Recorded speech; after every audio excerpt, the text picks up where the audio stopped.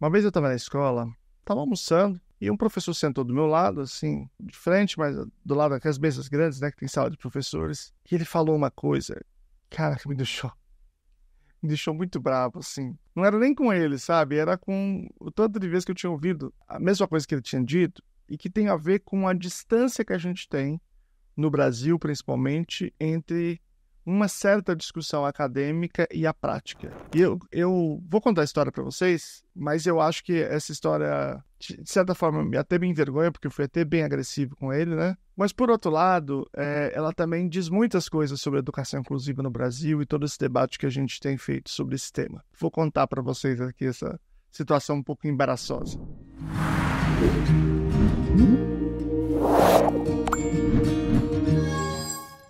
Olá, povão, tudo bem? Meu nome é Luciano Lacerda, sou doutor em Educação pela PUC São Paulo, fiz o pós-doutoramento no Departamento de Psicologia da UFSCar, estudo autismo e práticas baseadas em evidências, e essa história foi o seguinte, a Rede Municipal de São Sebastião, eu era professor efetivo até ano passado, né, 2023, eu estava lá almoçando, porque a gente fica normalmente na escola, principalmente quem é Fundamental 2, como era o meu caso, né, a gente fica 2 turnos, né, eu fico de manhã e fica à tarde também, a gente almoça na escola, leva ou pede alguma coisa, então. Eu tava lá almoçando, assim, numa canto aqui, e aí aqui do lado tinha um outro professor, comendo alguma coisa lá. Só que esse professor é o seguinte, ele é um professor novo na rede, ele fazia pouco tempo, acho que estava no estágio probatório ainda, mas ele já estava lá há um tempo, naquela escola, né?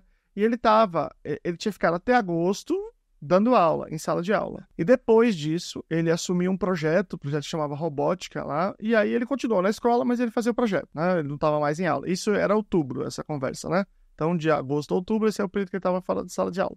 Mas ele estava lidando com os alunos ali e tal. E ele falou uma coisa, a gente estava conversando, amenidade e tal, as coisas, falando um pouco de aula, né? De brinca, né? Que juntou 2 professores, tem 2 ou mais reunidos, virou HTPC, né? Difícil então virar. E aí ele pegou e disse assim pra mim. Ele tava lá comendo e falou assim: rapaz, você precisa de ver. É uma coisa verdadeira, né? Os alunos hoje, eles sabem mais que o professor, né? Eles vêm pra escola muitas vezes pra desafiar o professor, porque eles já sabem, tem internet, eles já sabem mais que o professor. Eu já tava tão cheio disso, num outro contexto que eu vou explicar, que aquilo eu falei, pelo amor de Deus, cara, da onde você tirou isso? Para de comer aí. Os alunos já estavam chegando, né? Ou ele tinha acabado de começar a comer, acho que não tinha a última aula, os alunos estavam saindo. Eu falei, não, para, vamos lá, você vai mostrar quem, sabe? Vai mostrar quem? Eu quero saber quem. Você conhece os alunos aqui? Eu quero que você diga quem. Sustente essa afirmação sua. Quem é? Aí comecei a falar o nome dos alunos. Quem é? Ele. Eu tive 2 alunos, 2, na minha história. Eu tô falando de mais de uma década de sala de aula. Eu tô falando como professor de Fundamental 2, que tem mais alunos. Professor de português, de matemática, eles têm menos alunos, porque tem mais aulas na mesma sala. Professor de história, de geografia, eles têm muita sala, então tem muito aluno. E, às vezes, quando pega a jornada suplementar, tinha ano que eu tinha mais de 1.000 alunos. Até hoje, eu tive 2 alunos que pesquisavam a matéria, que olhavam a matéria na internet. Eu não vou falar só o nome deles aqui, mas eu tive 2. Acho que falar o primeiro nome não tem problema. Foi a Laura e o Henrique. Mas ninguém. Eles têm internet, mas eles estão olhando lá se o seu DNA tá bom, se a atriz tá grávida. Ninguém tá procurando a matéria. Como eu disse, acontece um caso da vida, tá na morte. Mas ele sabia disso. A gente estava lá ouvindo os alunos, como é que ele falava um negócio desse? Uma dissonância cognitiva tão grave. E aí eu falei, cara, quem? Pelo amor de Deus. Eu fiquei assim, muito exaltado. Fiquei lembrando aqui, eu tô exaltado. De verdade. Porque ele devia estar fazendo alguma pós, porque estava no projeto agora, e, enfim, tem lá, eventualmente tinha algum incentivo, enfim, a pessoa também quer correr atrás e tal, porque tá tendo uma oportunidade, tá. E aí ele tá ouvindo aqui, e ele tá repetindo criticamente. Ou seja, ele tá ouvindo e tá repetindo sem olhar para a realidade. É um exercício reprodutivista brutal na educação. Isso, naquela altura, eu acho que já tinha terminado o doutorado, eu acredito que sim. E eu ouvi muito no doutorado. Eu estava no doutorado, fazendo um doutorado numa grande universidade, um doutorado de educação. Imagina, a pessoa para dar aula num doutorado de educação, ela tem que saber muito de educação, né? Essa é a tese, essa é a hipótese que a gente levanta aqui. Chego lá, e isso que esse cara falou, um monte de professor meu disse. Mas foi 1, nem 2, não, nem 3, não. Ora, porque os alunos hoje, eles sabem mais do que o professor. Eles chegam lá, já dominam a matéria e já pesquisaram na internet. E eles estão ali desafiando. E eu penso, meu Senhor Jesus, me dê paciência para terminar esse doutorado, que eu quero muito esse canudo, eu não quero mais ouvir isso não, Senhor. Por favor, eu não quero mais ouvir esse tipo de coisa, esse tipo de absurdo que eu ouvia todo santo dia. Por quê? Porque ele ouviu isso aí, alguém falando lá da Europa, e tá repetindo. Existe uma distância entre a academia e a educação no Brasil tão gigantesca, que eles estão falando de duas coisas completamente diferentes. Tudo tem exceção, pelo amor de Deus, né? Eu toda hora tenho que falar isso, tô raiva de ter que falar isso toda hora, porque parece que tá lidando com criança. Tá? Parece que eu tô na aula do 6º ano. Sabe? Eu tô lembrando do 6º K aqui, né? Que era uma sala que entrou pra história lá da nossa escola. Porque é óbvio que tem universidade, tem professores que estão super ligados e tal, e tem professores na escola também que estão viajando igual esse professor aí e tal. Né? Tudo tem exceção, mas em geral, né? Existe uma distância muito grande, cara. Muito grande. Eu entendo que alguém que está na academia, fazer mestrado, doutorado, que está dando aula, é difícil estar na sala comum. Por quê? Porque operacionalmente, logisticamente é difícil. Como é que você resolve isso? Então, se você for lá, por exemplo, na Universidade de Química, no curso de Química da universidade, tem um monte de gente que é professor. É claro que aquilo, eles estão muito distantes fisicamente do que acontece na fábrica que produz produtos químicos lá não sei aonde. Mas você não tem essa mesma distância do discurso, porque o cara que está lá, apesar dele estar lá na universidade falando sobre a química e não na indústria química, ele está falando em ciência. Porque se o professor estivesse lá na universidade, ele está na academia, beleza, e ele vai falar sobre a escola, e ele vai dizer, por exemplo, hoje os alunos sabem mais do que o professor. Peraí, cadê esse dado? Quem mediu esse dado? Em que escola? Qual foi a amostra? Como é que foi produzido esse dado? E ele está falando, aí beleza. Porque, veja, esse dado dá para ser levantado. Você pode ter esse dado de uma maneira tranquila, não tem nenhuma dificuldade de levantar esse dado. Os alunos sabem mais ou não sabem mais. Se eles pesquisam antes da matéria ou não pesquisam. Isso é fácil de produzir. O problema é que grande maioria na educação, dos acadêmicos na educação, entende que ciência é do mal. Ciência não pode fazer. Ciência é errado. Que só tem que fazer descrições valorativas, né, que não tem nada a ver com ciência, né? Então, existe essa impressão. Eu tenho um livro escrito, que eu já trouxe aqui para vocês várias vezes, que chama Crítica à Pseudociência em Educação Especial. Trilhas de uma educação, inclusive, baseada em evidências. Eu pego o que é educação especial no Brasil, pego as evidências científicas, e é gritante que é totalmente ao contrário do que diziam as evidências. O contrário. Não é que, assim, não está na mais avançada. Não, é o contrário. A ciência está para lá, eles estão fazendo o contrário. O que você tem discutido, principalmente no Brasil, na educação especial? Que não tem que fazer nenhuma adaptação para nenhum aluno, não pode fazer nada que seja individualizado. Eu faço uma aula bem aberta, bem ampla, que serve a todos. Onde que foi feita essa aula? Cadê o experimento? Onde é que está a mensuração da aprendizagem? Não pode fazer isso. Tudo isso é do mal, isso aí não pode fazer. A gente tem que sentir só. A gente faz uma pesquisa, não é pesquisa de verdade, né? Descrevendo o que a gente acha que é a realidade correta. Não importa o que a realidade é, entendeu? E aí você faz esse discurso. Por exemplo, se eu disser o discurso, não, você não precisa individualizar. Você faz uma coisa e aí todo mundo aprende. Cadê o dado que aprende? Vai lá na escola, vê se aprende. Vamos lá. Toda vez que eu vejo esse discurso, eu sinto vontade, vamos fazer o seguinte, para de falar, vamos lá para a escola. Vamos lá, você me mostra como faz, então. Vamos para minha sala lá. Eu boto uns alunos lá que eu conheço, legal, boto para você numa sala que tem desafios, e você me mostra como é que faz isso aí. Como é que você está dizendo aí que aí você faz isso, faz sala aberta, e aí todo mundo aprende. Aí o aluno que tinha agressividade não tem mais, aí aquele outro que ficava andando, ele senta e fica prestando atenção na aula, eu só quero ver. Me mostra como faz. Tô entendendo que você está explicando aí, mas não está me convencendo. Vamos lá mostrar. Porque não tem estudo científico. Não mostra como faz. Não fala de prática. É só falar assim. É complicado, né? E aí o que acontece é o seguinte. Temos um problema, que é o seguinte. O professor lá na ponta tá ferrado. Porque ninguém está dizendo para ele como que apoia, como é que ele faz para aquele aluno aprender. Quando o aluno fica zanzando em sala de aula, como é que eu faço para ele ficar sentado? Eu faço a seguinte pergunta em muitos lugares. Quem aqui teve uma aula sobre como ensinar o menino a ficar sentado? Não tem, ninguém nunca teve aula disso. Por quê? Porque a pressuposição para os alunos com desenvolvimento típico é que eles, pela instrução, pela observação, eles sentam. Agora, alunos com desenvolvimento atípico, alguns sentam, a maioria senta, mas muitos não sentam. Praticamente toda escola tem um menino que fica zanzando na escola. Se na escola, sua escola tem, se você conhece alguém que tem, ou se é seu filho, coloca aqui nos comentários. Ou quais são os outros. Zanzando é um exemplo, né? Tem inúmeros outros. Deambulando, né? E aí você tem várias outras situações. Você pode ter uma situação de autoagressividade ou de heteroagressividade, um autolesivo. O que o professor faz? Quando tem crise. Quem é que teve aula sobre isso? Simplesmente essas coisas são ignoradas. Se você pega todos os mestrados, doutorados que ouviram professores, fala assim, ó, professor, vem cá, vou entrevistar você. Qual é o maior problema da escola hoje? Todos vão dizer que é problema de comportamento. Todas as pesquisas, pode ler todas. Todos dizem isso. Aí entra também esses aspectos de crise, agressividade, tudo isso. Eu não estou falando só de autismo, para todos. E aí eu pergunto, eu já fiz essa pergunta para inúmeras plateias. Você, professor, agora eu estou fazendo para você que está assistindo. Você, que é professor, teve aula com o professor dizendo assim, ó, pessoal, é o seguinte, vamos aqui apresentar para vocês as melhores estratégias para indisciplina. Estratégia 1, tá aqui, essa estratégia aqui, os dados são esse aqui, funciona assim. A estratégia 2, estou te perguntando, você vai colocar nos comentários aqui que você teve. E eu já fiz essa pergunta para milhares de professores que estudaram nas melhores universidades do país. Eu nunca recebi uma resposta positiva. Veja, eu estou falando do problema número 1. Nunca teve nenhuma aula, mesmo nas melhores universidades.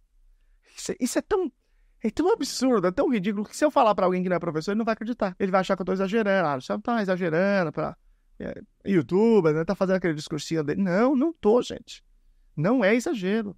É como chegar num curso de medicina, primeiro dia, o coordenador fala, gente, é o seguinte, que não vamos falar de doença, por favor. Show doença, que isso atrai, né, gente? Não vamos falar disso aqui, que pelo amor de Deus, aqui a gente fala é de saúde, hein? Entende? Problema número 1, não tem. Por falar entre dicotomia, entre teoria, o discurso e realidade, você deve estar pensando, pô, canal legal, olha que bacana, gostaria de ajudar. Então já vou te dar aqui uma dica prática, já curte o vídeo, senão depois você esquece. Depois você não gostar, você tira. Curte o vídeo agora, já se inscreva no canal, né? Fica aqui com a gente que a gente vai produzir ainda muito mais conteúdo sobre esse tema durante esse ano. Eu entendo o professor lá que está dando aula no doutorado lá fala isso, se ele entende que ciência não pode usar a educação, que ciência é do mal. E se ele nunca entrou na sala de aula, eu entendo que ele fala isso. Eu não entendo é o professor que estava até outro dia na escola, que estava ali na beira, estava ouvindo os meninos ali. E aí, no meio dessa história toda, temos as gestões. Porque a gestão ela tem que fazer aquilo que é melhor, né? Aquilo que é o de mais avançado, ela está ali, em tese, ela foi escolhida porque ela é uma pessoa que pode ter um desenvolvimento especial ali.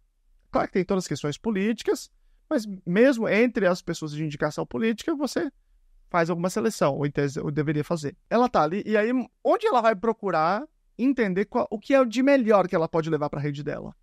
Na academia, na universidade. Só que quando a universidade apresenta para ela alguma coisa que é completamente distinta do que faz sentido na sala de aula, que não tem o menor cabimento, que é contra tudo que é científico, ela está comprando aquilo ali porque ela não sabe fazer a distinção entre o que é científico e o que não é. Porque quando a gente não entende direito, não tem uma formação científica mais complexa, que entende de epistemologia, de metodologia, o entendimento é, bom, os caras estão produzindo na universidade, tem mestrado, tem doutorado, tem artigo publicado, isso deve ser ciência. A pressuposição é que isso é ciência, quando essa equivalência não é necessariamente verdadeira. Eu entendo que deveria ser, a universidade deveria depurar esse tipo de comportamento, né? Mas não depura. Bom, isso é muito difícil de acontecer, depende da área, depende de um monte de coisa, né? Então, a gestão muitas vezes está fazendo um esforço para entuchar na escola alguma coisa que não faz sentido do ponto de vista da aula. Não faz sentido do ponto de vista da ciência. Os professores ficam muito bravos, os professores de sala de aula ficam muito bravos, né? Porque tem correspondência com o que eles estão fazendo. Eu já cansei de ver isso. O dinheiro era gasto de formação com palestra de autoajuda. Todo ano a mesma palestra. Olha, gente, lá em Esparta, as crianças com deficiência eram jogadas na pirambeira. Aí depois veio a Idade Média e era caridade. E aí depois veio a segregação. Depois veio Salamanca e tá tudo bem, graças a Deus, tá tudo certo, a respeitar a diferença, são todos iguais. Todo ano esse papo. E eu me lembro de perguntar pro pessoal da sala de recursos, e eles dizer, não, pra nós também. Imagina, pra sala de professor de educação especial, o que devia ser? Pô, devia trazer as coisas mais especializadas. Não, esse mesmo papo. E eu ainda sou historiador, ficar mais bravo ainda pelo anacronismo, que é o crime histórico, né? Pelas besteiras históricas que ainda é falada. Quando eu falo isso presencialmente, as pessoas riem, porque isso não é minha experiência pessoal, isso é todo mundo. A formação ou era isso, ou era no final com as musiquinhas, as pessoas cantando. No meu município, você tem uma ideia, teve uma certa circunstância que eles contrataram, vocês vão achar que eu tô brincando, eu tô falando sério, o Sérgio Malandro, pra ficar de mês em mês os professores, todos os professores, eu tô falando sério. Ó, quem não é da educação, eu tenho certeza que vai achar que eu tô inventando, não tô. É real, é esse o nível que a gente tem, é isso que nós estamos gastando o dinheiro de formação, que deveria ser de formação dos professores. Então isso me deixa muito mexido, assim, muito impactado, porque a gente deveria estar aprendendo como que a gente pode apoiar essas pessoas, as pessoas com deficiência. Como é que a gente pode apoiar o professor? Imagina o professor tá na sala de aula. Aí tem uma crise brava mesmo, que a criança fica em risco. Se o professor não fizer nada e a criança se machucar ou outros se machucarem, ele tá na roça. Se ele intervier e aí ele machucar alguém, ele também tá na roça. Então ele tá entre a cruz e a espada. Ele tá numa situação péssima, o professor. E grande parte disso se deve em relação a eu não saber para onde olhar, porque quando eu vou olhar para a universidade, eu vou trazer um monte de coisa que não faz sentido. Eu sempre brinco que se eu deixasse um gravador na saída dos professores, na saída, assim, se eu sair da formação, teria 2 frases que seriam as frases top, master, que ia ter. A primeira é, isso aí é só teoria. Eu já falei por que isso está errado, né? Porque não é teoria, isso é conversa fiada, teoria é outra coisa. Segundo, quero ver na minha sala. E eu me lembro que antes de ser professor, eu fui ser professor porque eu tinha uma admiração pela profissão, eu tinha um negócio assim, pô, a educação, tinha uma certa coisa assim. Então eu já frequentava as formações, eu já era funcionário público, eu tinha passado no outro concurso antes, né? Eu já frequentava algumas formações, eu ia nas coisas. E os professores falavam isso e eu ficava indignado com eles, porque era o cara da teoria também, sempre li muito. Pô, isso aí é importante pra caramba, pô. Os caras estão achando que não é isso aí. Depois, quando eu virei professora, que eu entendi qual era a contradição. Né? À medida que o tempo foi passando, eu fui entendendo. Então, esse cara, eu acho que eu fui esse professor dessa história que eu tô contando, eu acho que eu fui muito agressivo com ele, sabe, assim, ele deve nem se lembrar disso, eu suponho, né, mas eu contei essa história várias vezes, falei, poxa, se eu encontrasse com ele novamente, eu pediria desculpas para ele, se é que ele lembra, sei lá. Mas a minha indignação permanece, ela realmente continua muito grande em relação a esse tipo de situação. Nós precisamos corrigir, e a correção se dá por meio da adoção de práticas baseadas em evidências, ou seja, a gestão tem que buscar na universidade, tem que buscar. Claro, não tem como fugir nisso. Mas tem que chegar na Universidade Federal, na Universidade Estadual, e falar, é o seguinte, quem é aqui que dá palestra, curso, formação em prática baseada em evidências? Eu não quero mais conversa com musiquinha no final. Quero saber prática baseada em evidência. No parecer, no documento norteário do Conselho Nacional de Educação, que está no parecer, mas o Conselho também manda por consulta para as pessoas, né? No documento norteário, tem lá no final as práticas baseadas em evidência. Tem a lista lá das práticas contemporâneas. Pega aquelas práticas, fala com a Universidade Federal, fala, essas aqui, eu quero essa aqui. Essa tem evidência para isso, essa eu quero essa, eu quero essa, eu quero essa. A gente começar a mudar essa dinâmica, porque a pseudociência, ela cria um nó nesta relação entre a esfera de produção do conhecimento e a esfera do conhecimento aplicado, que é a escola. E a gente tem que desatar esse nó, tem que trabalhar todos para isso. E por isso, eu conto com você compartilhando esse vídeo no grupo de pais, grupo de professores, grupo da secretaria, todos os grupos aí que têm interesse no tema, tá bom? Um grande abraço, tchau para vocês.